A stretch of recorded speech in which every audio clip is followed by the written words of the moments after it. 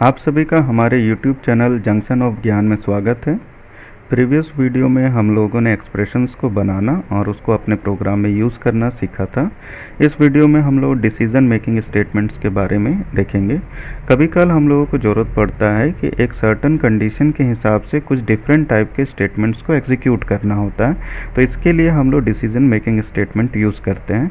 और decision making statements बनाने के लिए हम लोग कुछ कीवर्ड्स यूज़ करते हैं, और वो कीवर्ड्स है इफ़ एल्स इफ और स्विच। इसके अलावा हम लोग कंडीशनल ऑपरेटर भी हम लोग डिसीजन मेकिंग स्टेटमेंट्स के लिए यूज़ कर सकते हैं। तो सबसे पहले हम लोग इफ़ कीवर्ड को यूज़ करना सीखेंगे कि इफ़ के लिए हम लोग किस तरीके से सिंटैक्सेस को लिखते हैं अपने C++ प्रोग्राम में। तो अगर मान लीजिए एक सर्टन कंडीशन के हिसाब से हमको केवल एक स्टेटमेंट को एग्जीक्यूट करना है, तब हम लोग का जो इफ़ का जो सिंटैक्स होगा इस तरीके से होगा। जैसे इफ़ के बाद हम लोग कंडीशन देंगे, और ये कंडीशन अगर ट्रू होता है तो ये स्टेटमेंट 1 जो है एग्जीक्यूट करेगा। अगर ये फॉल्स होगा तो ऐसे में ये स्टेटमेंट 1 स्किप होकर सीधे स्टेटमेंट 2 और 3 हमारे प्रोग्राम का एग्जीक्यूट होगा। लेकिन कभी कल ऐसा भी सिचुएशन आता है कि सर्टन कंडीशन के हिसाब से हमारा केवल एक स्टेटमेंट नहीं, ग्रुप ऑफ स्टेटमेंट्स को एग्जीक्यूट करना होगा। तो ऐसे में जो हमारा इफ़ का जो सिंटैक्स होता है इस तरीके से जो नीचे दिया गया है। तो इसके लिए हम लोगों को जब ग्रुप ऑफ स्टेटमेंट को एक सर्टन कंडीशन के हिसाब से एग्जीक्यूट कराना होता है, तो इसके लिए हम लोग इफ़ के साथ कर्ली ब्रेसेस को यूज़ करते हैं। तो इसका सिंटैक्स इस तरीके से रहेगा, if condition then curly braces open होगा, और जो भी स्टेटमेंट्स इस कंडीशन के ट्रू होने से एग्जीक्यूट होगा वो सारे स्टेटमेंट्स को इस ब्लॉक के अंदर हम लोग क्या करेंगे, लिखेंगे। तो जब ये कंडीशन ट्रू होता है तो ये जैसा कि यहाँ दिया गया है 3 स्टेटमेंट, ये 3 स्टेटमेंट एग्जीक्यूट होगा। अगर मान लीजिए यहाँ इफ़ के साथ दिया हुआ स्टेटमेंट हमारा क्या है, फॉल्स हो जाता है, तो ऐसे में ये तीनों स्टेटमेंट स्किप कर जाएंगे और सीधे स्टेटमेंट 4 और 5 हमारा क्या होगा, एग्जीक्यूट होगा।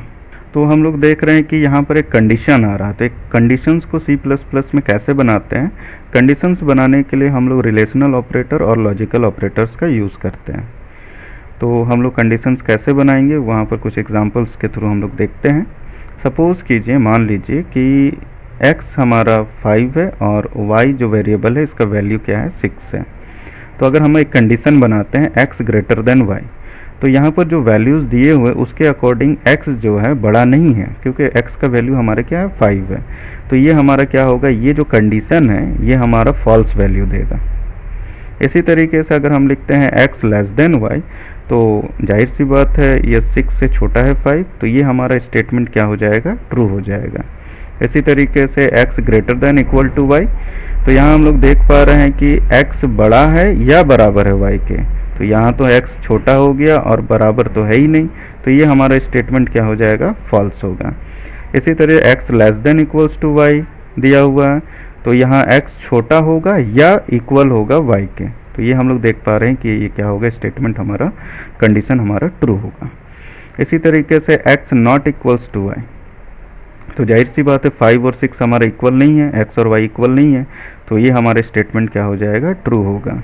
इसी तरीके से x इक्वल्स टू y, तो x और y क्या इक्वल है, तो यहाँ हम लोग देख पा रहे हैं 5 और 6 इक्वल नहीं है, तो ये जो कंडीशन हम लोग का है वो क्या देगा, फॉल्स वैल्यू देगा।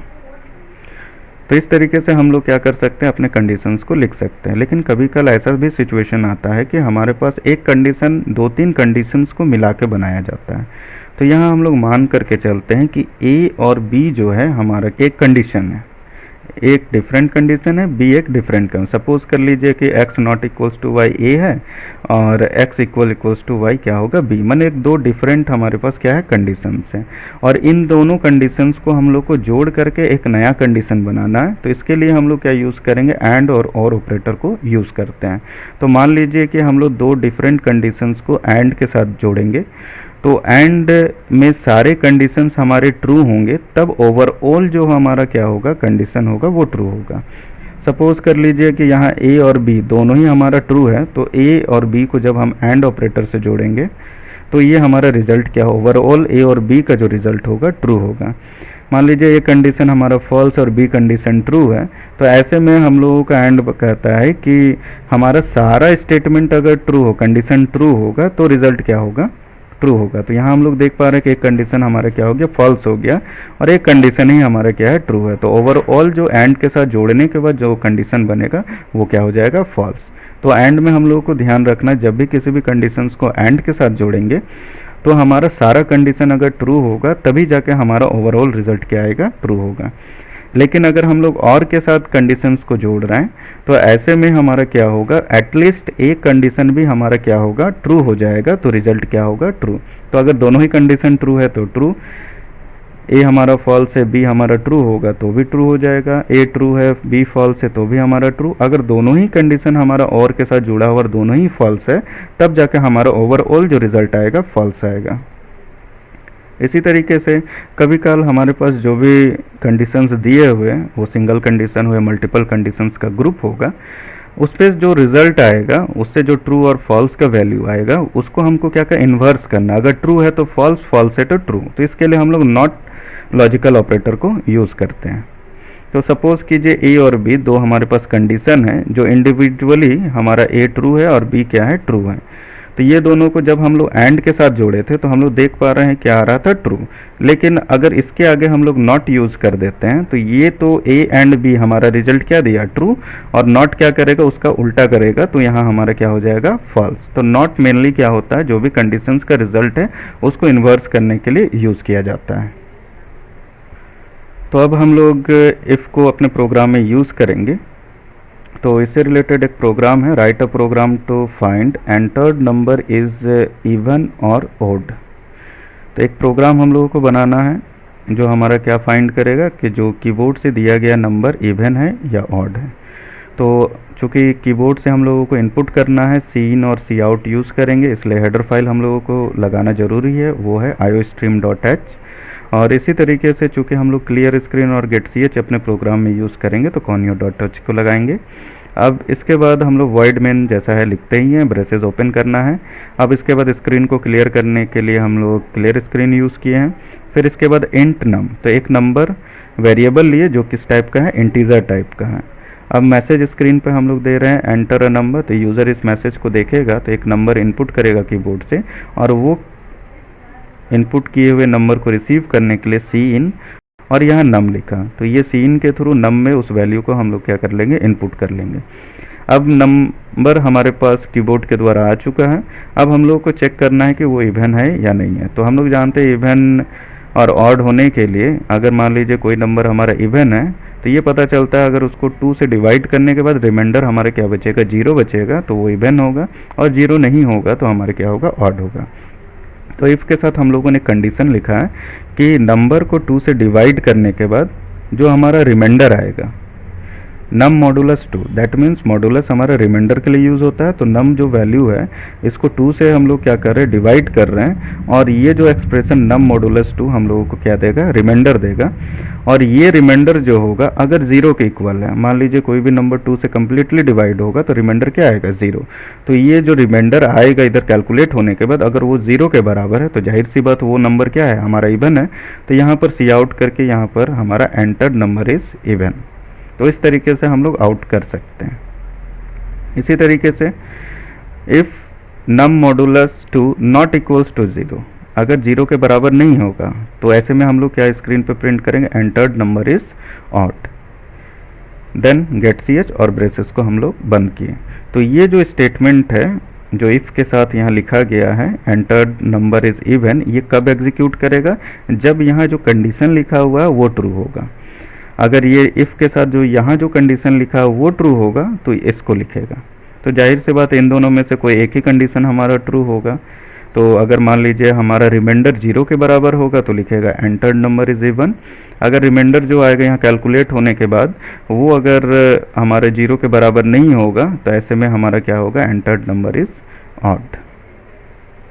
अब हम लोग इफ एल्स को यूज़ करना सीखेंगे। तो इफ एल्स के लिए यहाँ पर एक सिंटेक्स मैंने दे रखा है, इस सिंटेक्स में क्या है, जैसे कि इफ़ के बाद हम लोग कंडीशंस लिखेंगे। अगर ये कंडीशन ट्रू होगा तो यहाँ पर जो इस ब्रेसेस के अंदर, पहला ब्रेसेस के अंदर जो ब्लॉक के अंदर दिया हुआ स्टेटमेंट क्या है, एग्जीक्यूट होगा। अगर मान लीजिए ये कंडीशन अगर फॉल्स हो जाता है तो एल्स पार्ट में दिए गए स्टेटमेंट्स क्या होंगे, एग्जीक्यूट होंगे। तो यहाँ पर ध्यान रखना है कि इफ़ के साथ अगर कंडीशन हमारा ट्रू होगा तो इफ़ के साथ वाला ब्लॉक जो दिया हुआ वो सारा स्टेटमेंट एग्जीक्यूट होगा। अगर ये फॉल्स होता है तो एल्स पार्ट में जो भी हमारा स्टेटमेंट दिया हुआ वो एग्जीक्यूट होगा। तो इससे हम लोगों को बार बार, जैसे कि हम लोगों ने प्रीवियस से प्रोग्राम को देखा, तो इसमें हम लोगों को 2 बार इफ़ को यूज़ करना हो रहा था। तो जब हम लोग जान जा रहे हैं कि वो अगर इवन नहीं है तो जाहिर सी बात क्या होगा, ऑड होगा। तो इसी तरीके से अगर इफ़ को 2 बार लिखने से अच्छा हम क्या यूज़ कर सकते थे, इफ़ एल्स यूज़ कर सकते थे। चलिए उसी प्रोग्राम को हम लोग इफ़ एल्स के थ्रू बना कर देखते हैं। तो जैसा कि हमारा सेम प्रोग्राम है, write a program to find entered number is even और ऑड। तो जैसा कि यहाँ तक तो हम लोग देख ही चुके हैं, इनपुट हो जाएगा। अब इसके बाद यहाँ देखिए इफ एल्स को किस तरीके से यूज़ किया गया है। इफ नम मॉडुलस 2, तो नम मॉडुलस 2 से हम लोगों को रिमाइंडर मिलेगा और ये रिमाइंडर अगर 0 के इक्वल है तो ये लिखेगा एंटर्ड नंबर इज इवन। अगर ये 0 के बराबर नहीं होगा तो जाहिर सी बात है ये ऑड होगा। तो एल्स पार्ट में जो भी स्टेटमेंट लिखा हुआ रहेगा वो एग्जीक्यूट होगा। तो इस कंडीशन के हिसाब से अगर ये कंडीशन ट्रू है तो इफ़ के साथ वाला ब्लॉक क्या होगा, एग्जीक्यूट होगा। अगर ये कंडीशन फॉल्स होगा तो ऐसे में एल्स के साथ वाला ब्लॉक क्या होगा, एग्जीक्यूट होगा। तो हम लोग 2 बार इफ़ यूज़ करने से अच्छा हम लोग क्या यूज़ कर सकते हैं, इफ़ एल्स यूज़ करना बेटर होगा। अब हम लोग नेस्टेड इफ़ देखेंगे। तो जब कभी कल ऐसा सिचुएशन आता है कि एक इफ़ के अंदर दूसरा इफ़ अगर हम लोगों को यूज़ करना पड़े तो ये सिचुएशन ही हमारा नेस्टेड इफ़ कहलाता है। तो एक इफ़ के अंदर दूसरा इफ़ यूज़ होगा तो नेस्टेड कहलाएगा। या इफ़ एल्स के अंदर हम लोग क्या करेंगे, एल्स पार्ट में हम लोग क्या करें, इफ़ को फिर से यूज़ करें। तो एक इफ़ के अंदर दूसरा इफ़ जब अंदर की ओर यूज़ होगा तो वो क्या कहलाता है, हमारा नेस्टेड इफ़। तो नेस्टेड इफ़ से रिलेटेड एक प्रोग्राम को हम लोग देखते हैं। हमारे पास एक प्रोग्राम 3 है, write a program to find division of a student when percentage marks is given by keyboard. तो यदि हमारा क्या होगा, कीबोर्ड के द्वारा परसेंटेज मार्क्स को इनपुट किया गया है तो हम लोगों का प्रोग्राम क्या करेगा, फाइंड करेगा कि ये जो स्टूडेंट है वो कौन सा डिवीज़न लाया है। तो जैसा कि इनपुट आउटपुट ऑपरेशन और गेट ch और क्लियर स्क्रीन के लिए हम लोग IOStream और conio.h हेडर फाइल को यूज़ करेंगे। वॉइड मेन हम लोग यूज़ करेंगे, देन ब्रेसेस, फिर क्लियर स्क्रीन। ये तो हम लोगों को मालूम है, इतना तो हम लोगों को लिखना ही है। अब इसके बाद हम लोग आते हैं फ्लॉट में एक क्या लिए, वेरिएबल लिए पर, क्योंकि हमारा परसेंटेज मार्क्स डेसिमल में भी हो सकता है, इसलिए फ्लॉट में PER हम लोगों ने लिखा है। अब इस परसेंटेज को इनपुट करने के लिए हम लोग स्क्रीन पे एक मैसेज आउट करेंगे, enter percentage marks of a student. ये मैसेज देखते यूज़र क्या करेगा, परसेंटेज को इनपुट करेगा और इस परसेंटेज को हम लोग PER जो हमारा वेरिएबल है, रियल वेरिएबल है, उसमें हम लोग क्या करेंगे, स्टोर करेंगे। अब जैसे ही हमारे पास पर का वैल्यू आ गया परसेंटेज का, तब हम लोग चेक करेंगे इफ परसेंटेज 60 के बराबर होगा या बड़ा होगा तो ये कौन सा डिवीज़न होगा, फर्स्ट डिवीज़न होगा। अगर ऐसा नहीं होता है तो क्या हो सकता है, तो एल्स पार्ट में फिर से हम लोग क्या यूज़ करेंगे, इफ।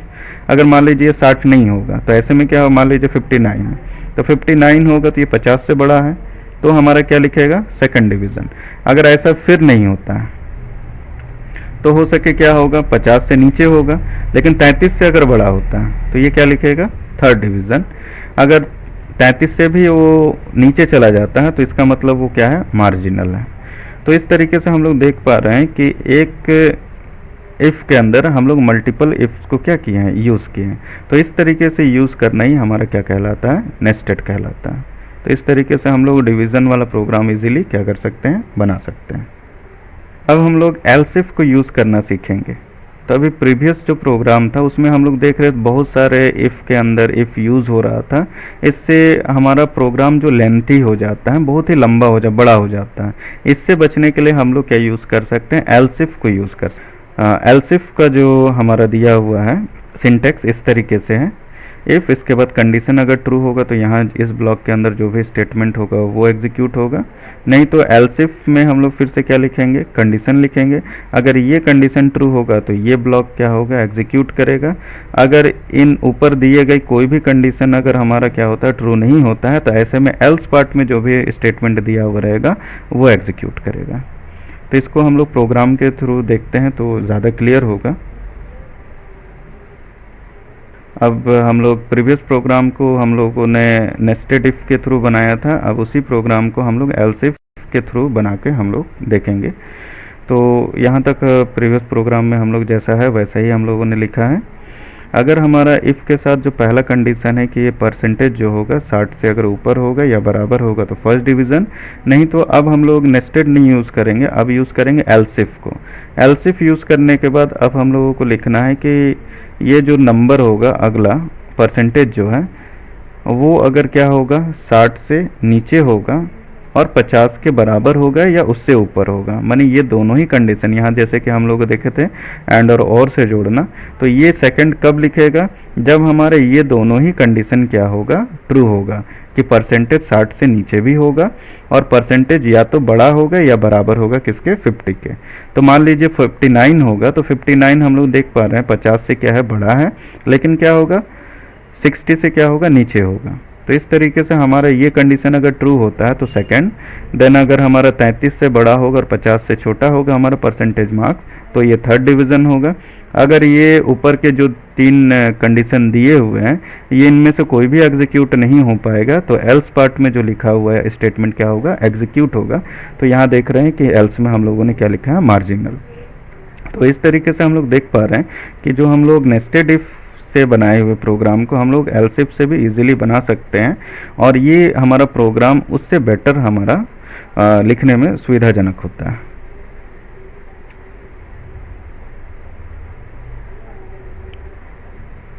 अब हम लोग कंडीशनल ऑपरेटर को यूज़ करना सीखेंगे। तो mainly conditional operator if else के जगह पर यूज़ किया जा सकता है। सपोज कीजिए ये इस तरीके का हमारा स्टेटमेंट जो हम लोगों ने इफ एल्स का यूज़ करके देखा, ध्यान रखिएगा ई जो है हमारा स्मॉल होना चाहिए।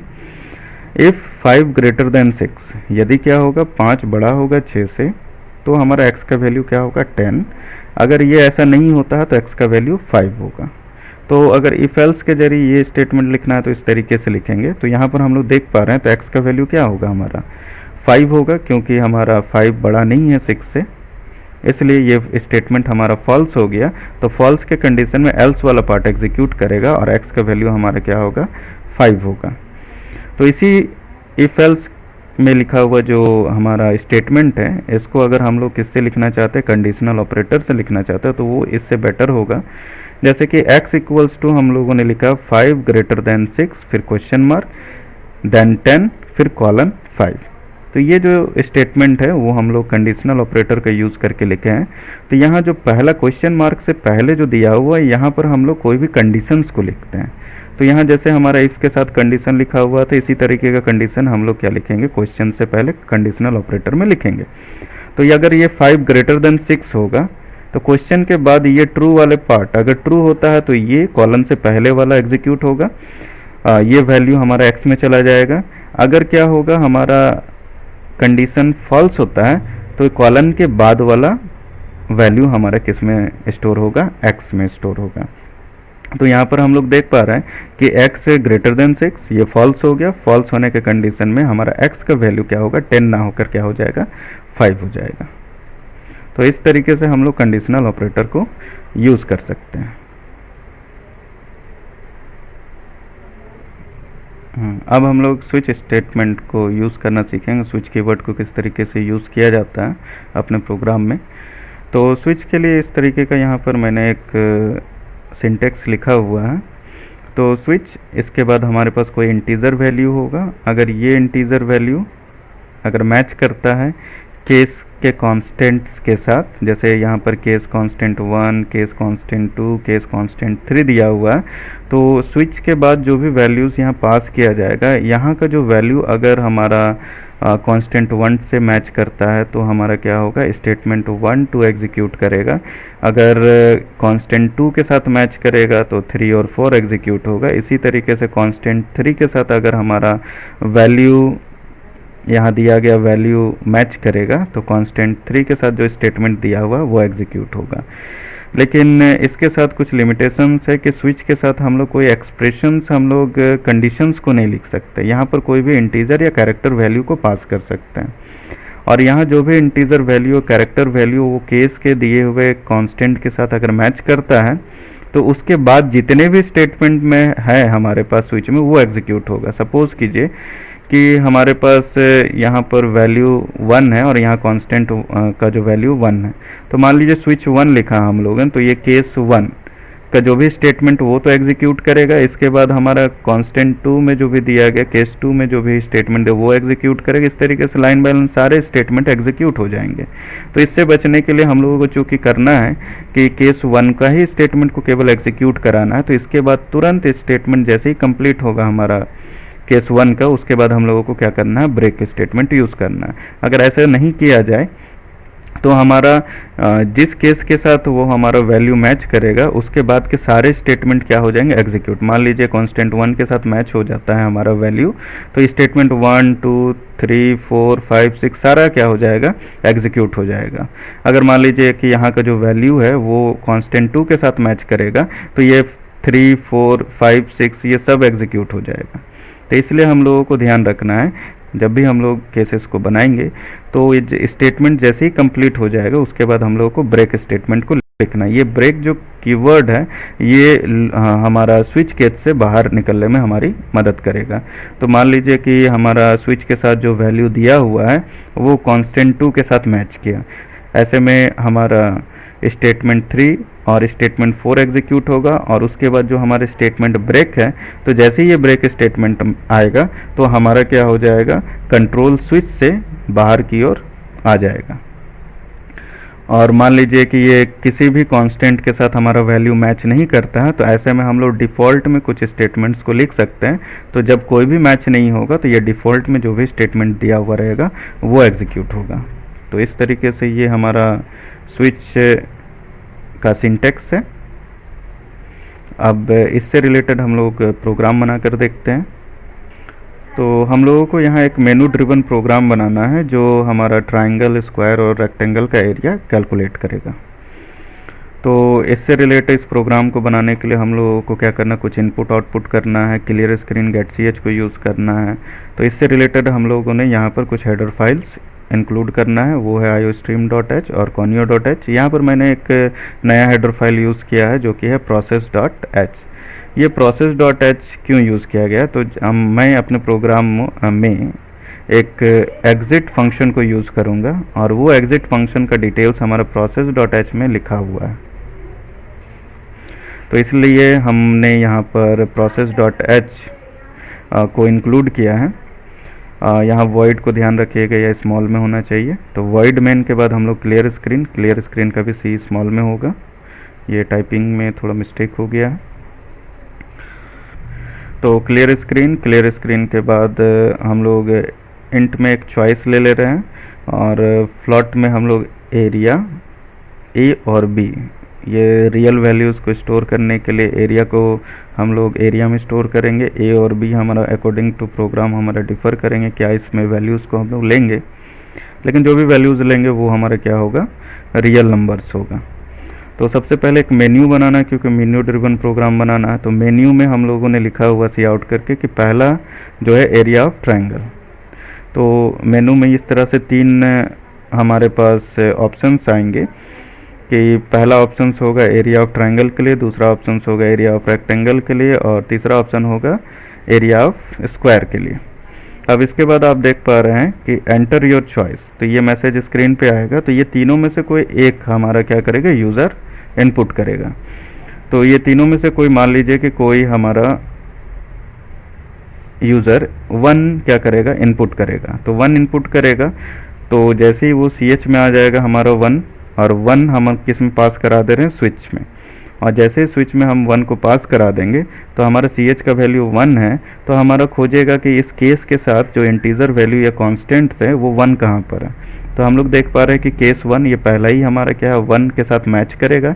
मैच करने के बाद एंटर बेस, एक बेस को इनपुट ए में किया जाएगा, हाइट को बी में इनपुट किया जाएगा, और एरिया चूंकि हम लोगों का ट्राइंगल का कैलकुलेट करना है तो इसलिए हम लोग का फॉर्मूला है 0.5 इंटू ए इंटू बी। तो इस तरीके से एरिया कैलकुलेट हो जाएगा और इसके बाद स्क्रीन पे हमारा एरिया ऑफ ट्राइंगल, एरिया का जो वैल्यू आएगा वो स्क्रीन पे आएगा और उसके बाद ब्रेक होगा। ब्रेक होते ही हम लोग स्विच से बाहर चले जाएंगे। मान लीजिए कि हमारा कोई यूज़र क्या करता है 2 इनपुट करता है, तो ऐसे में एरिया ऑफ हम लोग को क्या निकालना है रेक्टेंगल। तो रेक्टेंगल निकालना है तो रेक्टेंगल का एरिया, तो हम लोग लेंथ को क्या करेंगे इनपुट करेंगे, ब्रेथ इनपुट करेंगे और उसके बाद area equals to length into breadth a into b होगा। तो इस तरीके से हमारा क्या आएगा, ए और बी को इंटू करने से एरिया ऑफ रेक्टेंगल निकलेगा और स्क्रीन पर दिखाने के बाद हम लोग यहाँ पर क्या यूज़ करेंगे ब्रेक।